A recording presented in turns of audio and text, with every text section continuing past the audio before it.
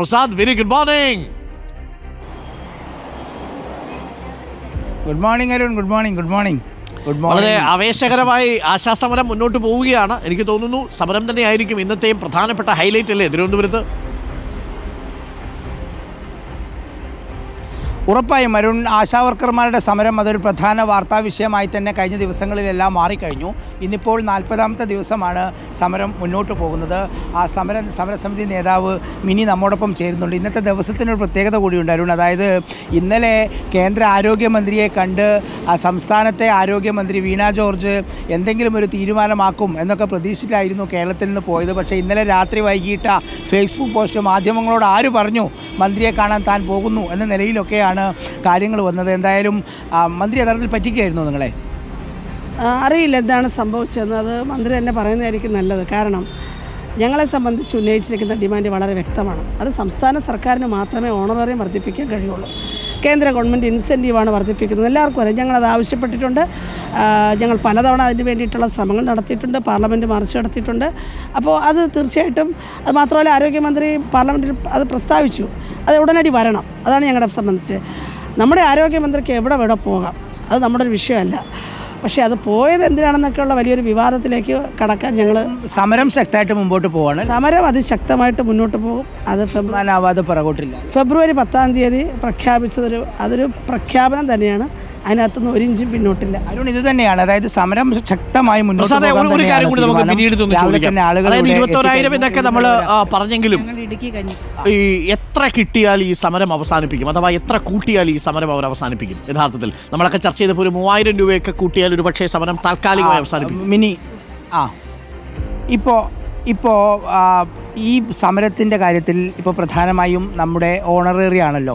21,000 രൂപയാണ് നമ്മൾ ആവശ്യപ്പെടുന്നത്. അതായത് മിനിമം കൂലി 700 രൂപ.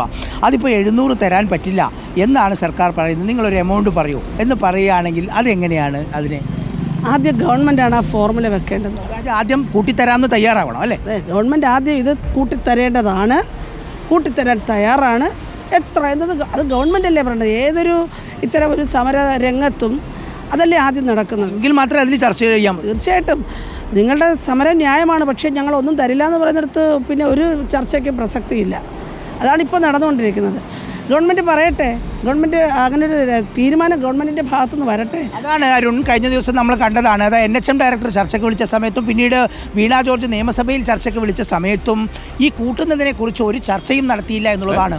അങ്ങനെ സ്വാഭാവികമായി ആ 232 നിന്ന് 700 ദിവസവേതനം എന്ന രീതിയിൽ കൂടി വരുമ്പോൾ അതിൽ സ്വാഭാവികമായും ഒരു ചർച്ചയുണ്ടാകും. ഇവർ കുഴക്കാൻ തയ്യാറാകും. പക്ഷേ അങ്ങനെ ഒരു ചർച്ചയെ നടക്കുന്നില്ല എന്നുള്ളതാണ്. എന്തായാലും നിരാഹാരം 2ാം ദിവസത്തിലേക്ക് കടക്കുന്നു. ഇന്ന് 40ാമത്തെ ദിവസമാണ് സമരം. ഇന്നലെ പ്രതിപക്ഷം അപ്പാടെ വന്ന് പിന്തുണ കൊടുക്കുന്ന ഒരു സമീപനമുണ്ട്.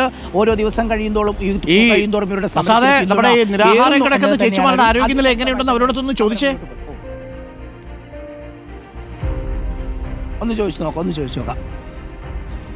2ാമത്തെ ദിവസത്തേക്ക് കടക്കുകയാണ്. എന്താണ് സ്ഥിതി? സ്ഥിതിക്ക് വലിയ മോശമൊന്നുമില്ല. അതേ ഊർജ്ജം ഇപ്പോഴും ഉണ്ടോ? തീർച്ചയായിട്ടും. അങ്ങനെ അത്ര പെട്ടെന്ന് നമ്മൾ ക്ഷീണിച്ചു പോകത്തില്ല. സാധാരണ നമുക്കൊക്കെയുള്ളൊരു ആശങ്ക, ഈ ഭയങ്കര ചെറുപ്പക്കാരായിട്ടുള്ളവരൊക്കെ സമരം കിടത്താൻ നമുക്കത്ര ആശങ്കയില്ല. പക്ഷെ നിങ്ങളെല്ലാം അത്യാവശ്യം കുറച്ച് ഏജിലൊക്കെ ആകുമ്പോഴുള്ളൊരു ബുദ്ധിമുട്ടും പേടിയൊക്കെ നമുക്കുണ്ട്. ഇതെല്ലാം മനസ്സിൻ്റെ കട്ടിയാണ്, അതിനപ്പുറത്തൊന്നുമില്ല. അതൊരു തീരുമാനം അല്ലേ? ആ തീരുമാനം എടുക്കുന്നത് തീർച്ചയായും നമ്മുടെ മുന്നിലുള്ള കാര്യം ക്രിസ്റ്റൽ ക്ലിയർ ആയിട്ട് ഇരിക്കുമല്ലേ. അപ്പോൾ അതിൻ്റെ മുന്നിൽ വരുമ്പോൾ നമുക്കതൊന്നും ഒരു വിഷയമേ അല്ല.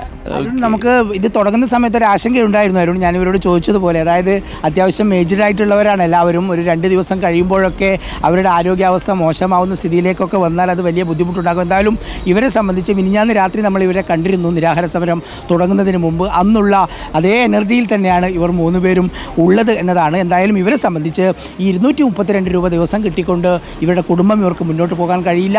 ഇപ്പോൾ ഈ സമരത്തിൽ നിന്ന് പിന്മാറിയാൽ മറ്റൊരു ഇതുപോലെയുള്ള സാഹചര്യം ഇനി ഉണ്ടാകില്ല. അതായത് ഇന്ന് തോറ്റാൽ ഇനി ഒരു ജയം ഉണ്ടാകില്ല എന്ന് തിരിച്ചറിഞ്ഞാണ് ഈ വ്യത്യസ്തതയ്ക്ക് പരമാവധി എത്രയെങ്കിലും കൂട്ടി കിട്ടുക എന്നുള്ളതാണ്. അത് എത്രയാണെന്നുള്ളത് സർക്കാരാണ് പറയേണ്ടത്. പ്രസാദേ, മറ്റൊരു കാര്യം, മറുഭാഗത്ത് അംഗൻവാടി ജീവനക്കാരുടെ സമരവുമുണ്ട്. അത് 5ാം ദിവസത്തിലേക്ക് കടക്കുന്നു. 40ാം ദിവസത്തിലേക്ക് ആശാവർക്കർമാർ, 5ാം ദിവസത്തിലേക്ക് അംഗൻവാടി വർക്കർമാർ. അടുത്തടുത്താണോ ഇവരുടെ സമരപ്പന്തലുകൾ? അരുൺ, ഞാനിതാ ഇവിടുന്ന് നടന്നു തുടങ്ങി. ഒരു 100 മീറ്ററിൽ താഴെ മാത്രമേ ഉള്ളൂ. തൊട്ടപ്പുറത്താണ് അംഗനവാടി വർക്കർമാരുടെ സമരം. ആ സമരവും ശക്തമായി തന്നെ മുന്നോട്ട് പോവുകയാണ്. ആ സമരത്തിൽ പക്ഷേ അംഗനവാടികളുടെ പ്രവർത്തനങ്ങൾ പലയിടത്തും താറുമാറാകുന്നുണ്ട്. അതായത് ഓരോ ജില്ലകൾ ആണ് ഓരോ ദിവസവും ഈ സമരത്തിന് വേണ്ടി എത്തുന്നത് എന്നതാണ്. ആദ്യ ദിവസം തിരുവനന്തപുരം ജില്ലയിൽ നിന്നാണ് തുടങ്ങിയത്. തിരുവനന്തപുരം ജില്ലയിലെ അംഗനവാടി ജീവനക്കാരാണ് സമരത്തിൽ പങ്കെടുത്തത്. അരുൺ, ഞാനിവിടെ എത്തിക്കഴിഞ്ഞു. ഇത്ര മാത്രമാണ് അവിടെ നിന്ന് ഇങ്ങോട്ടേക്കുള്ള ദൂരം. ചുരുക്കത്തിൽ സെക്രട്ടേറിയറ്റിൻ്റെ മുന്നിൽ സ്ത്രീകളുടെ നേതൃത്വത്തിലുള്ള വലിയ സമരം, ആ സമരമാണ് പുരോഗമിക്കുന്നത്. ഇന്നിപ്പോൾ ഏത് ജില്ലയാണ് സമരം? ഇന്ന് കോട്ടയം ജില്ലയാണ്. എത്ര പേരുണ്ട് ഇപ്പോൾ? ഞങ്ങളിപ്പോൾ ഇരിക്കുന്നത് ചവറക്കാരാണ്. കൊല്ലം ജില്ല. അത് നിങ്ങൾ ഇന്നലെ ഉണ്ടായിരുന്നു? ഇന്ന് രാവിലെ അവർ വരുമ്പോൾ നിങ്ങൾ ഇവിടുന്ന് പോകും. പ്രധാനമായിട്ട് എന്താ നിങ്ങൾ മുന്നോട്ട് വയ്ക്കുന്നത്? ഓണറേറിയം വർധന തന്നെയാണോ? 21,000 രൂപ ഞങ്ങൾക്ക് ശമ്പളമാക്കി തരണം. സർക്കാർ ജീവനക്കാരായിട്ട് അംഗീകരിക്കണം. ഹെൽപ്പർമാർക്ക് 18,000 രൂപ കൊടുക്കണം. ആശാവർക്കർമാർ പറഞ്ഞതുപോലെ അത്രയേറെ ജോലി ചെയ്യുന്നവരാണ്. അതിനിരട്ടിയുള്ളൂ. ഞങ്ങൾ 9 മണിക്ക് അംഗൻവാടി കഴിഞ്ഞാൽ 3:30 വരെ നമുക്ക് അംഗൻവാടി ഇറങ്ങാൻ സമയമില്ല. അതുവരെ ഇപ്പോൾ അംഗനവാടി ആശാവർക്കർമാരെ എങ്ങനെയാണോ പറഞ്ഞത് അതേപോലെ തന്നെയാണ് ഇവരുടെയും അവസ്ഥ. അതായത് പ്രാദേശികമായി ഏതൊരു കാര്യത്തിലും എല്ലാ കാര്യങ്ങളും ചെയ്യേണ്ടതും ചെയ്യിപ്പിക്കേണ്ടതും ഈ ഇരിക്കുന്ന അംഗനവാടിക്കാരാണ്. അത് തന്നെയാണ് ആശമാരും. അതുകൊണ്ട് തന്നെ ഇവരുടെ വേതനം, ആ വേതനം കൂട്ടുക എന്ന് തന്നെയാണ്. കാരണം ഇത് നമ്മുടെ ആരോഗ്യ സംവിധാനത്തിൽ, നമ്മുടെ പ്രാദേശിക സംവിധാനത്തിൽ അടിയന്തരമായ ഒന്നായി മാറിയിരിക്കുന്ന ഘട്ടത്തിലാണ് ഇങ്ങനെയുള്ള സമരങ്ങൾ ഇവിടെ സജീവമാകുന്നത്. ഇതിൽ എങ്ങനെയാണ് ഇനിയിപ്പോൾ സർക്കാർ ഒരു തീരുമാനം എടുക്കുക എന്നതാണ്. ടി വി പ്രസാദ്, ഈ രണ്ട് സമരങ്ങളും സർക്കാരിനെ വല്ലാതെ അലട്ടുന്നുണ്ടല്ലേ? പ്രത്യേകിച്ച് സ്ത്രീകളാണ് സമരം ചെയ്യുന്നത്. നാട്ടിൻ പ്രദേശങ്ങളിലേക്ക് ഇവരുടെ നെറ്റ്വർക്ക് വളരെ സ്ട്രോങ് ആണ്. ഈ അണ്ണാ ഹസാരയുടെ ക്യാമ്പയിനൊക്കെ ഞങ്ങൾ ഇന്നലെ ചർച്ചയിലൊക്കെ പറഞ്ഞു. പക്ഷേ ഈ സമരത്തിൻ്റെ ഒരു കരുത്തെന്ന് പറയുന്നത് ഈ സ്ത്രീകൾ ഗ്രാമങ്ങളിൽ പോയി കൊടുക്കുന്നൊരു പ്രതിച്ഛായ സർക്കാരിന് ക്ഷീണം ചെയ്യും എന്നുള്ളതാണ്. അത് സർക്കാർ തിരിച്ചറിയുന്നുണ്ട് അല്ലേ? അതെ അരുൺ, അത് സ്ത്രീകൾ സമരം ചെയ്യുന്നു എന്നുള്ളത് മാത്രമല്ല, ഞാനിതിനെ മറ്റു തരത്തിലാണ് കാണുന്നത്. അതായത് നമ്മുടെ കേരളത്തിലെ മുഴുവൻ വീടുകളുമായി നേരിട്ട് ബന്ധമുള്ളവരും ഒരു 3 ദിവസത്തിൽ ഒരിക്കലെങ്കിലും ആ വീടുകളിൽ എത്തുന്നവരുമാണ് ഈ സെക്രട്ടേറിയറ്റിന് മുന്നിൽ ഇരിക്കുന്നത്, അല്ലെങ്കിൽ അവരുടെ പ്രതിനിധികളാണ് എന്നതാണ്. ആശാവർക്കർമാർ 26,000-ലേറെ ഉണ്ടെങ്കിലും ഇവരിപ്പോൾ സമരം ഇരിക്കുന്നത് 300-400 ആണെങ്കിൽ പോലും ഈ 28,000 ആളുകളും ഇവരുടെ സമരത്തെ മാനസികമായി പിന്തുണയ്ക്കുന്നു എന്നതാണ് അരുൺ. നമ്മുടെയൊക്കെ പ്രാദേശികമായിട്ട് നമുക്കറിയാവുന്ന CPM-നോടൊക്കെ ഒരുപാട് ബന്ധമുള്ള ആശാവർക്കർമാരുണ്ട്. അവർ പറയുന്ന ഒരു കാര്യം, നമുക്ക് നേരിട്ട് പോകാൻ പറ്റില്ല, പക്ഷേ ഈ സമരം ഏറ്റവും പ്രധാനപ്പെട്ടത് തന്നെയാണെന്ന് പറയുന്നു. അതായത് അരുൺ, ഈ സമരം, ഈ സെക്രട്ടേറിയറ്റിന് മുന്നിലെ അംഗനവാടി ജീവനക്കാരുടെയും ആശാവർക്കർമാരുടെയും സമരം അത് ന്യായമാണ്. അതിൽ സർക്കാർ ഒരു തീരുമാനം എടുക്കുന്നു. Okay, thank you. T V പ്രസാദാണ് തിരുവനന്തപുരത്ത് നിന്ന്. ടി വി പ്രസാദ്, തിരുവനന്തപുരത്ത് നിന്ന് മറ്റ് പ്രധാനപ്പെട്ട വാർത്തകൾ ഇന്നത്തെ ദിവസം ഉണ്ടോ? മറ്റെന്തെങ്കിലും? ഇന്നിപ്പോൾ നിയമസഭ ഇപ്പോഴും ഇന്ന് തുടരുന്നുണ്ടായിരുന്നു. 27-ാം തീയതി വരെ നിയമസഭയുണ്ട്. വലിയ കോലാഹലവും വലിയ ബഹളവും ഒന്നും നമ്മളിന്ന് പ്രതീക്ഷിക്കുന്നില്ലെങ്കിൽ പോലും ഒരുപാട് കാര്യങ്ങൾ ഇന്നിപ്പോൾ നിയമസഭയുടെ മുന്നിലേക്ക് വരാനുണ്ട്. കഴിഞ്ഞ ദിവസം നമ്മൾ കണ്ടു, അംഗനവാടി വർക്കർമാരുടെ വിഷയങ്ങളാണ് നിയമസഭയുടെ മുന്നിലേക്ക് പ്രധാനമായി വന്നത്.